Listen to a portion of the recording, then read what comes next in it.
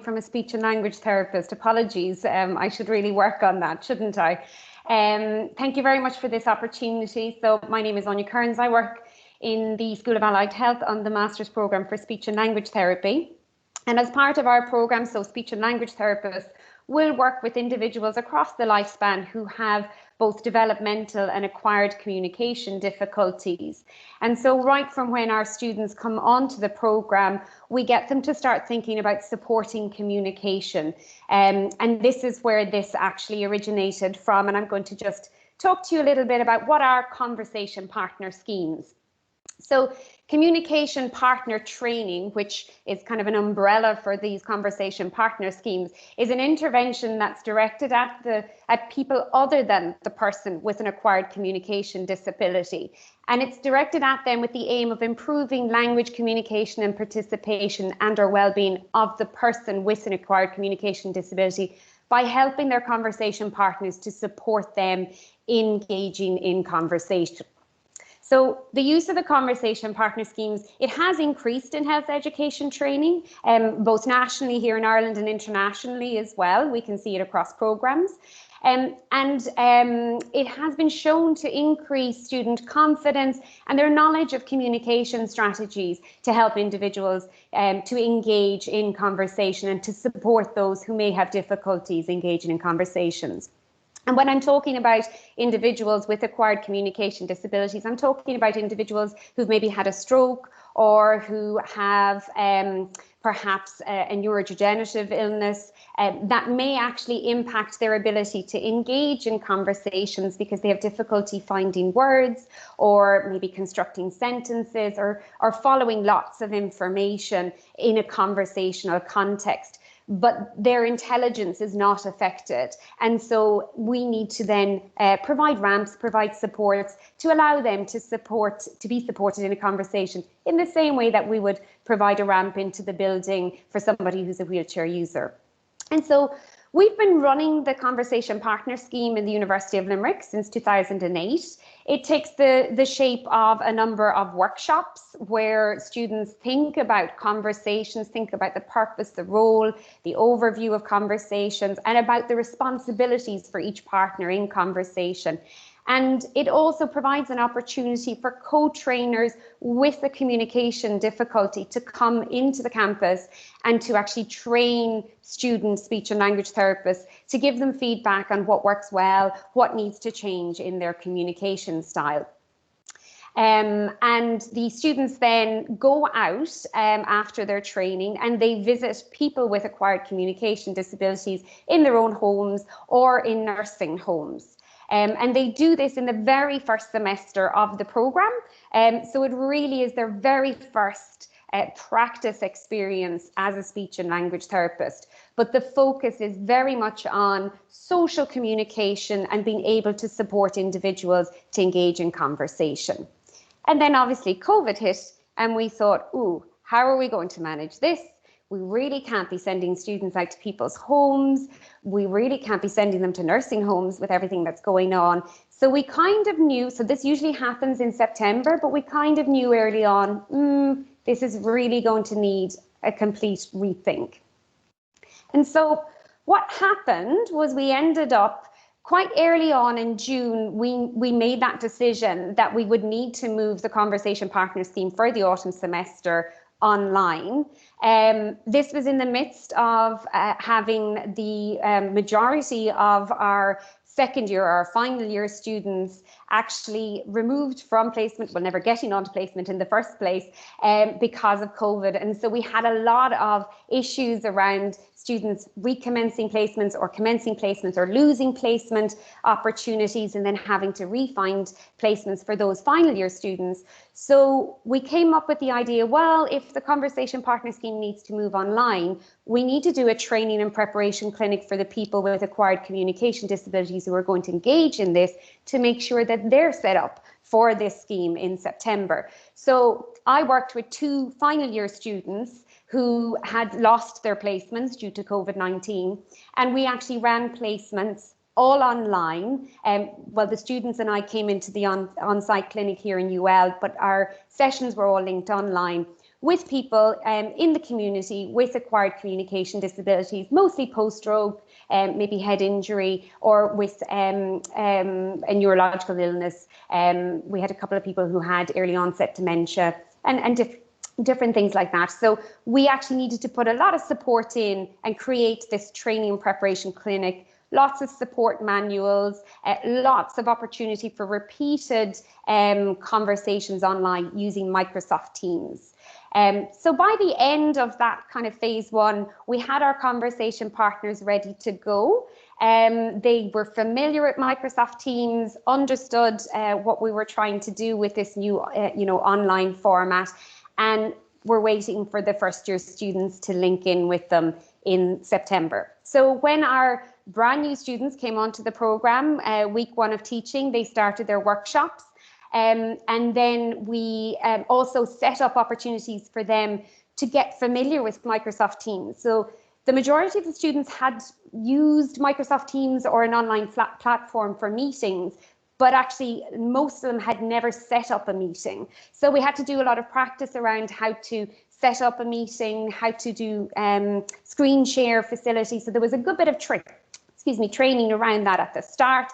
And then after week 5, they started to go into their virtual conversations with so they were paired up and they went with their student partner, all online. They joined in with the person with an acquired communication disability.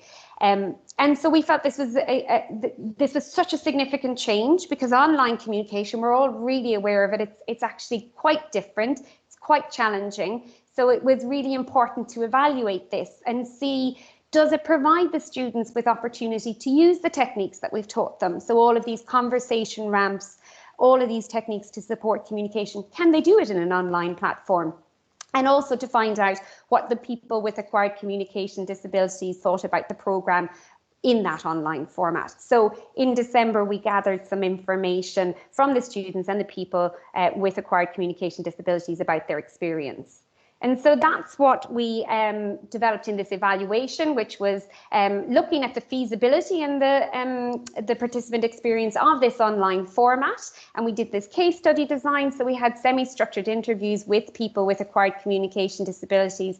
And we gathered data from the students by asking them each week to complete a questionnaire about their experience. So just a very brief questionnaire to say if they'd had any technical issues, what were the topics of conversation, and also just any issues that might have come up and how they had problem solved them, and the duration of the conversation. And then at the end of the semester, the students completed an online survey about their experience. And we aim to look at the kind of feasibility of the programme from the implementation, the practicality, the adaptability and acceptability of the programme overall.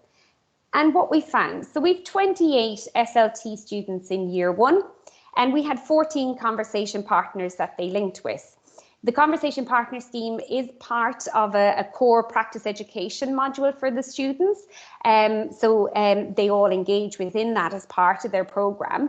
And we also had 17 students who volunteered to participate in the evaluation at the end of the semester. So in terms of the implementation of it, we had 91 scheduled sessions, conversation sessions, throughout the semester, but actually 81 sessions were actually carried out. There was a few hiccups where sessions were forgotten and had to be rescheduled, but actually that's a lot of conversations happened. We did have 24% of these sessions had some technical issues, and these ranged from Wi-Fi outages, inability to turn on cameras, a couple of issues with screen sharing and slide sharing, but actually no session needed to be abandoned. And so students were able to troubleshoot their way around any issues that came up. And I should point out that the students also had a contact for their conversation partner, like a telephone number for them or for somebody at home, should they have any technical issues and needed to talk around them. And what we see is the session duration, they lasted between 15 to 100 minutes. So some sessions were they had difficulty actually getting off of the call at the end. There was so much chat going on, and some were that little bit shorter, and that just depended on the dynamics between the individuals, because these were conversations that were social in nature. So we allowed them to just peter out whenever they needed. The students were recommended to spend up to about an hour, between 45 minutes and an hour, but you can see there's variation there. So in terms of the practicality of doing this was actually quite a lot of work in terms of preparing during the summer with the people with acquired communication disabilities, setting up their familiarity with Microsoft Teams, but that provided an opportunity for a student placement that hadn't been expected. So it was feasible but resource intensive. And then following the online workshops with the first year students, they reported that they did feel prepared for the online conversation partner scheme and confident to converse online with people with acquired communication disabilities. And then during the conversation partner scheme, the students talked about the conversation topics that they were coming up with during the conversation sessions. And you'll see from the word cloud just on the screen, I recognize it might be a little bit small, but you can see the primary topic of conversation each week was COVID. And I think that's probably not a surprise. What was noticed by a number of students and also by the people with acquired communication disabilities is that actually topics of conversation started to run out. People weren't actually getting out and about and doing things last autumn. So it did reach the point that as the scheme progressed, people were starting to run out of things to talk about. But it did overall provide opportunities for conversations around a variety of topics. But the students also noted that the online format did constrain their use of some of the communication ramps that we had provided them with and trained them on during the workshops, and these ramps can help to support conversations. So the actual format of the online platform prevented some of those techniques being used. In terms of the adaptability to the online format, 12 minutes gone. Sorry. Sorry. Yeah. Thank you. Don't worry. Very quickly. So we had some logistical benefits considering the public health situation at the time. Nobody needed to travel. A number of the people with acquired communication disabilities noted that they weren't getting out and about, and they really enjoyed having the students linking in and chatting with them. But I've mentioned that some of the communication ramps, they are limited in the online format. There's just some things you just can't do as easily. But the students noted that they felt that they were better prepared for future placements, having carried this out. And you can see just some of the quotes that the students came back with in terms of the benefits, but also that although there were benefits, there are some limitations. And just finally, in terms of that acceptability, was a positive experience for both students and people with acquired communication disabilities. But the students really identified that there were some missed opportunities with the online format, and they really would have preferred to have a mix or to have some greater opportunity to engage with people face to face. The people with acquired communication disabilities, they actually felt it did provide them a great opportunity to engage, and they talked about the suitability of the format, that it was actually quite accessible and convenient. But they had also noticed that communication is a challenge for them in many formats, and so that's just interesting to note. So finally, this online format of the conversation partner scheme, it did provide students with some opportunities to practice those newly acquired skills to support communication. It was very convenient for both the students and for the people with acquired communication disabilities in light of the situation we found ourselves in, and I was very grateful that we pushed towards that. We were somewhat naive, thinking in early June last year, maybe everything would be fine, maybe not, we weren't sure. We definitely made the right decision in terms of putting that planning in.